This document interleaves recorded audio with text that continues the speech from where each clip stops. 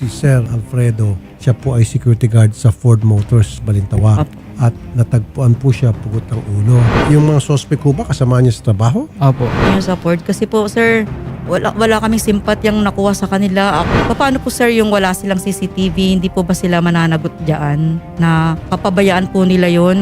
I-refer po natin agad sa ating butihing hepe. Siya na po mag-ano po ng mga papataw na sanction. Tututukan po namin to, sir. Pwede ba balikan nyo kami, sir? Mag-report kayo sa amin para gusto ko malaman kung ano pong parusa ang pinato nyo rito. Yung hindi pagkakaroon ng CCTV na doon po sa nakalagay sa inyong ordinansa na dapat merong CCTV ang lahat business establishment sa Quezon City at functioning. Sige po, pagsasangguni rin po ako sa aming legal Opo, ayan. Sige. para ma-assure po natin kung ano yung mga paukulang penalty. Pagkakaintindi ko, itong Fort Balintawak na very uncooperative na issue ng cease and desist order. Good. Opo. Buti sa inyo dyan sa Fort Balintawak. Walang CCTV. Meron silang CCTV pero sira. Hindi gumagana. February 2022 pa po sira. See? Idol Rafi. For 2 years, sira. Nasampa nata ng kaso Yes po. Ito po. yung dalawang suspect. Good. Gumugulong na yung justisya rito. And of course, pati yung Balintawak, tinamaan dito. Fort Balintawak, mapapasala na kayo. Sige, buti sa inyo dyan. Si Major Dondon Lapitan. Kausap natin dati ito. Ito Apo. magaling. Yes Ito po, magaling. yes po, magaling. Pinuri-puri ko siya Opo. noon. Yeah. Major. Yes sir, magandang hapon po. Major, bibigyan niyo raw ulit ako ng magandang balita tungkol dun sa kasong naisampan na po dun sa dalawang suspect, Major, sir. Opo sir, opo. Actually sir, nung January 24 sir, ng hapon, at na-file na po natin yung kaso sa dalawang suspect po natin at sa kanyang dalawang John Does. At yun po ay sinampahan po natin ang kasong robbery with homicide at carnapping po sir. Ayun, tatlo. O sige po, sir. Opo sir. Matindi po yun. Robbery, homicide, at saka ano po, carnapping. Carnapping sir. Opo sir. Okay.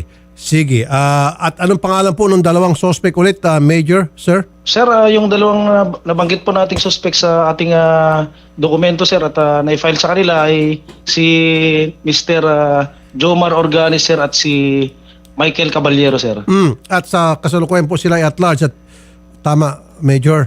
Opo sir, nag-e-effort po ang ating kapulisan sir at inaalam po natin na kung saan sulok ng Pilipinas nagtatago itong mga nasabing suspect sir. Okay. Nung nakaraan, pinuri ko po kayo, Major. And again, for the second time, pinupuri kayo ulit. Palagi ko kayo pupuriin. Dahil palagi ko kayo gumagawa ng tama. Thank you so much, Major. Mabuhay po kayo, Major. Sir. Yes sir, sir, maraming salamat rin po at sana po ipagpatuloy niyo pa rin yung magagandang pagtulong sa ating mga kababayan sir at mabuhay po kayo senador at maraming salamat po ulit. Saludo po ako sa inyo, Major. Thank you po, Major. Yan po ang tinig ni Major Dondon Lapitan. Napakagaling po nito. Chief Criminal Investigation Detective Unit. Hindi katulad nung sa unang nakausap natin ng mga bugok. Na nakabangga yung SUV, namatay na bangga niya, and yet, ang may kasalanan pareho, namatay. Opo. Kaya hindi pinakawalan. Kaya pinakawalan yung nakabangga. Ayun, ang resulta, sila ay masisibak, madisarmahan, mapapataw pa sa Senado. Pag minalas-malas, nagsinungaling, makukulong pa sa baba. Pero itong si Major, sinasaludohan natin yan. Major, saludo po ako sa inyo. Major Dondon Lapitan. Tandaan yan, Odette, one of these days, baka maging chief PNP to. Malay natin. Jam! Yes, Idol. Kasama mo ngayon, yung family ng victim. Yes po, Idol. Kasama ho natin na yung asawa ng ating biktima at si Sir Dale, yung anak po ni Sir Alfredo Tabi. Sa muli, Ma'am Dolores at Sir John, ang aming pong taus-pusong pakikiramay.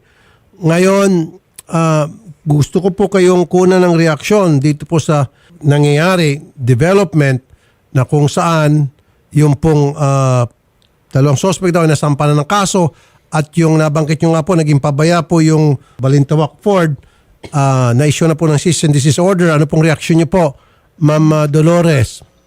Hi sir, sobrang nagpapasalamat po ako sa inyo dahil sa agarang action niyo po na nagkaroon po ng cease and desist order po yung Fort Balintawak na kung di po dahil sa kapabayaan po nila sir, malabo pong mangyari yung mga ganito kaya mabuhay po kayo sir, sobrang salamat po. Yun po sir, lubos po kami nagpapasalamat ng pamilya po namin na tinututukan nyo rin po yung ganitong klaseng mga kaso po, lalong-lalo na po dito sa tatay ko na ganun po yung nangyari. Nagpapasalamat po ako dahil nabigyan po agad ng aksyon yung Ford na mabigyan po sila ng cease and desist order po.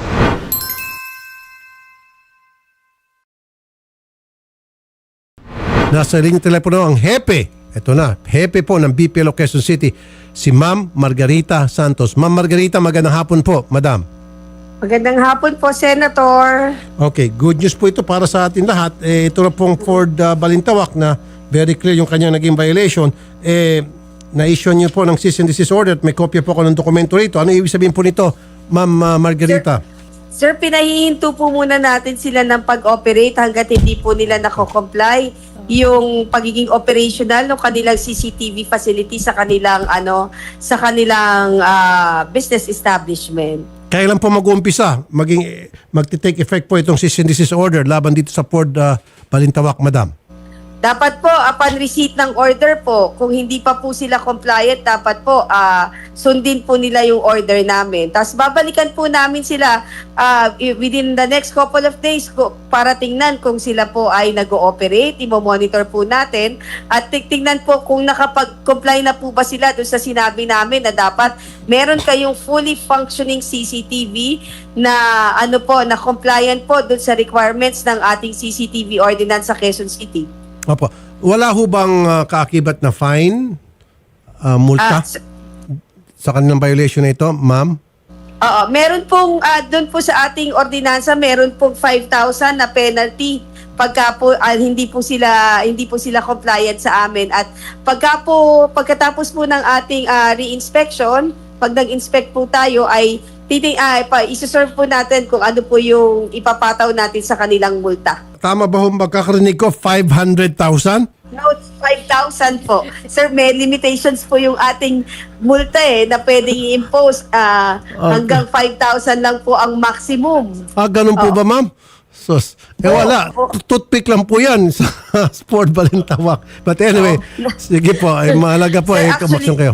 Senator, baka pwedeng i-amend na natin yan kasi talaga po, ang tagal na po ng 5,000 na cap ng penalties. Sige po, ma'am. Natin, Senator. Buti nabanggit yan. As a matter of fact, meron pa isang kaso tayo sa hearing. Masyado mababa yung namulta doon sa nag-violate. Sige, ma'am. Okay na po yan. Iusin natin yan. I-amend natin yan. Yung sinasabi nyo, dapat taasan yung mga multa from now on para magkaroon ng madala po itong mga Opo. At saka nagbabiolate. magkaroon po, sir, tayo ng pangil. Hindi Opo. sir natatakot, masyado mababa. O, di ba, ma'am? Di ba? Sige, ma'am. Ma'am. Yes, Senator. Thank you, sir. Thank you. Ma'am, bagay na bagay sa'yo sa DILG, Hindi po. Maraming salamat, Senator. Mabuhay po kay Madam Margarita. God Okay bless po. po. Thank you. Okay po. Thank you po. Thank you. See? Magaling to si ma'am. Parang si Mayor Joy. Pareho sila ng kanyang amo. Magagaling, mabibilis, umaksyon. Jam, Yes, Idol. tutukan nyo itong kaso nila Ma'am Dolores at sila Sir John. Kung ano pwede natin maitulong, sabihin nila sa iyo.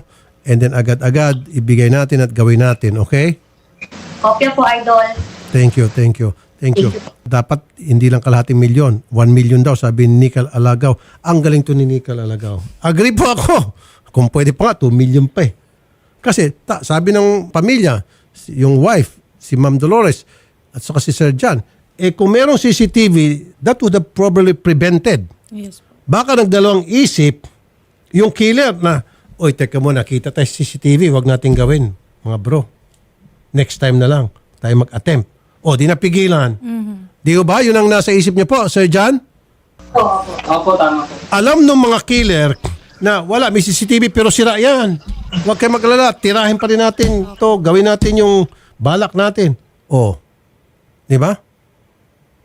Sige, ayan po, tingnan niyo po yung pagmumukha nitong dalawa.